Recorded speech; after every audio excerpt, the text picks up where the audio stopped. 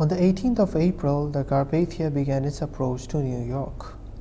The ship had encountered fog at Nantucket Shoals earlier, which had caused a great delay, and it was announced in New York that the Carpathia would arrive behind schedule, meaning to say after 17th April. At 6 p.m., the fog lifted and the Carpathia arrived at Sandy Hook Lightship.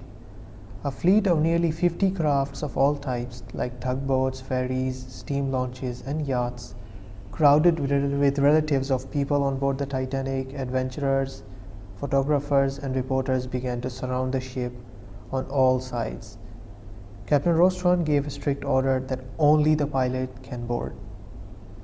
This was necessary because to prevent the survivors from being harassed by strangers, as well as to make sure the ship was allowed to dock in New York without much quarantine and custom issues, given that a lot of survivors were immigrants, and thus these laws were technically supposed to be enforced on them.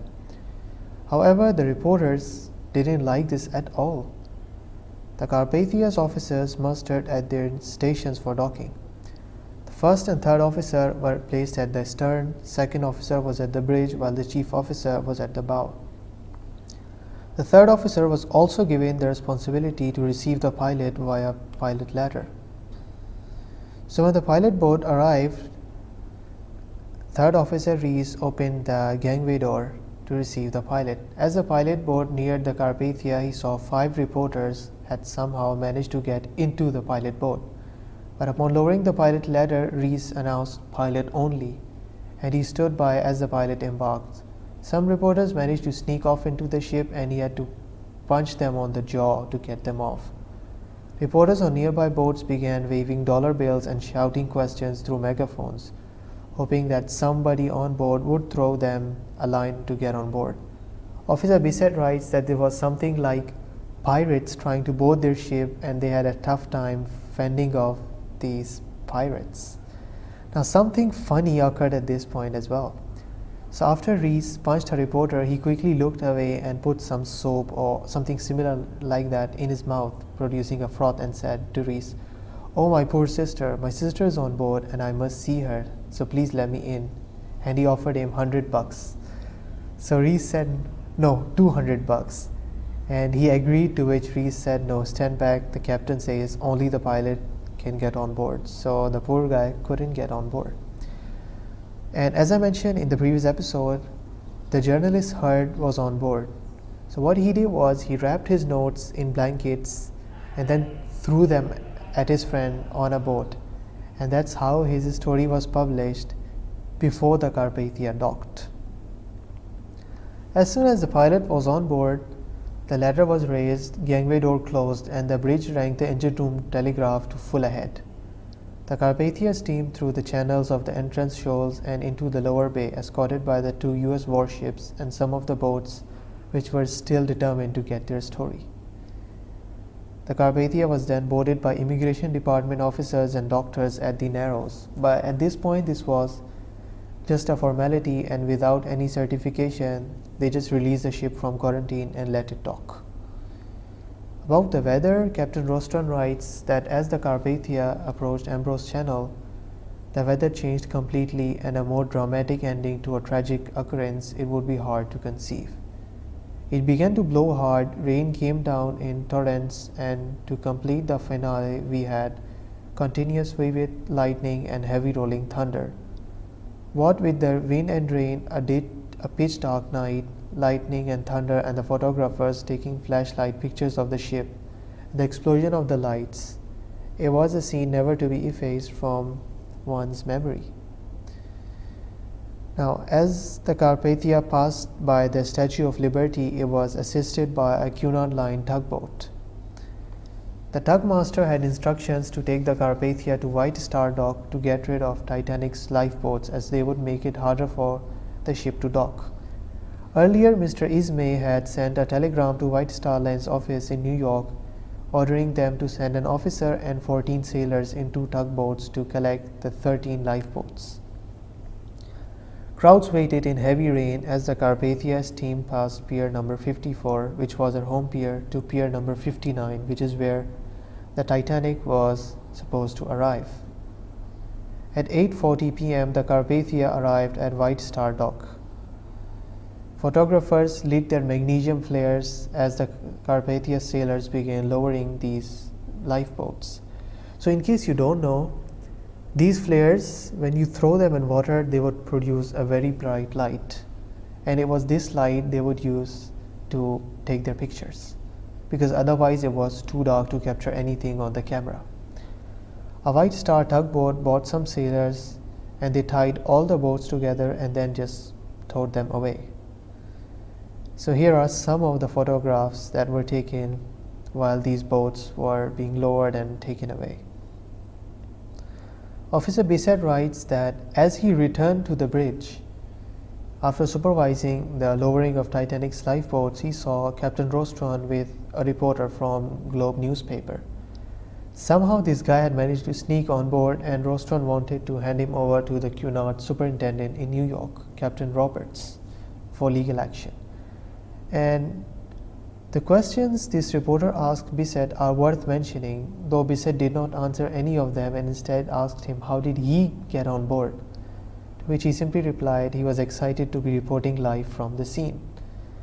And his questions are very interesting because they sound very similar to the numerous myths which exist to this day. Not all myths, some are half-truths as well. Like he asked, is it true that the Titanic's officers shot third-class women and children so the millionaires could get the boats? Is it true that you picked up people floating on lumps of ice? Is it true that the band played Nearer My God to Thee? Is it true that dogs were saved and the children left to drown? As the Carpathia docked, Bissett was on his way, leading the reporter to Captain Roberts when he just ran away and disappeared into the crowd. Let him go, we have other things to worry about. Good riddance to him, Captain Roberts said, seeing this dude flee. And Rostron would later admit that the reporter was actually a gentleman because he stayed on the bridge as he was ordered and did not cause any further trouble for him during his stay on board. At 9:30 p.m., the Carpathia docked at Pier 54 in New York.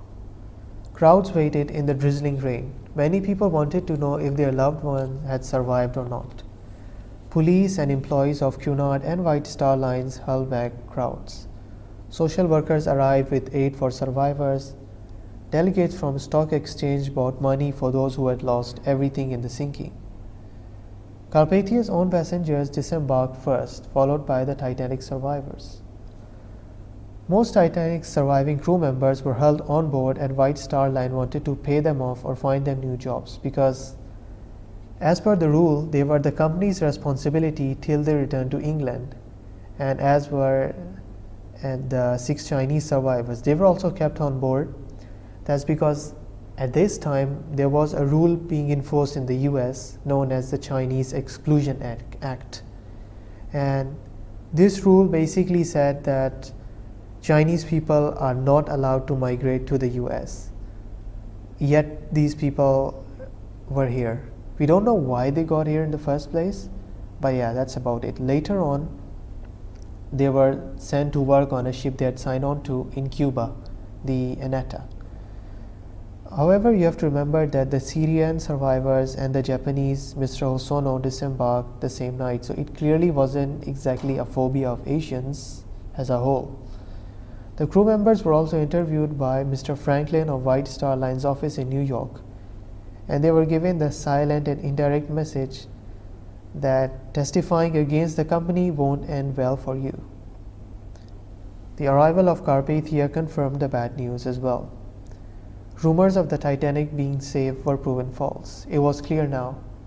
The Titanic had sunk and most of her passengers and crew had died. When the lists were made, it became known that of the 2,208 people on board, only 712 survived. Flags flew at half-mast in New York and in Britain. On both sides of the Atlantic, funds were raised for survivors and victims. Churches held remembrance services for victims as well, and several cities were hit hard by the news. Liverpool, Queenstown, New York, but no city was hit as hard as Southampton. In Southampton, out of every 5 crew members, 4 came from this city, and 542 died in the sinking as well. It's said that there were some 600 families in the city who lost their sole breadwinners in the sinking. There was not a single house in any street except that it had lost someone they knew in the sinking. And even today, if you go to the museum, you can see the map of Southampton in 1912, and all the grieving houses are marked. And it said like nearly every street had at least one grieving home, at least one. In Belfast, the churches were packed and shipyard workers openly wept in the streets. Titanic was their hard work. They had worked 3 years to build it. It was the pride of Belfast, and many workers felt a sense of responsibility towards the disaster. They believed that since we built the ship, somehow we are also responsible for whatever happened. It's worth mentioning that photographers and reporters came on board the Carpathia and stayed throughout the night, getting as many stories and information as possible. On April 19th, Senator Smith began the inquiry hearings at New York Waldorf Astoria Hotel, interestingly owned by the Astor family. And the following would testify at the inquiry: Mr. Ismay, Captain Rostron, Mr. Marconi, who is the founder of Marconi Wireless Company, Officer Lightoller, Stuart Crawford, and Harold Cottom. Meanwhile, the surviving crew members of the Titanic disembarked and were given new clothes.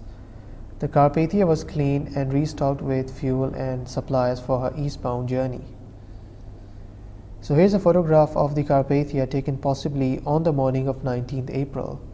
And if you look carefully, you can actually see a coal barge which is bunkering the ship for her journey. The passengers used the interval to replenish their own possessions. Louis Skidmore had to buy fresh shirts and collars as his own had been given to survivors, while Philip Morrow bought new toothbrushes.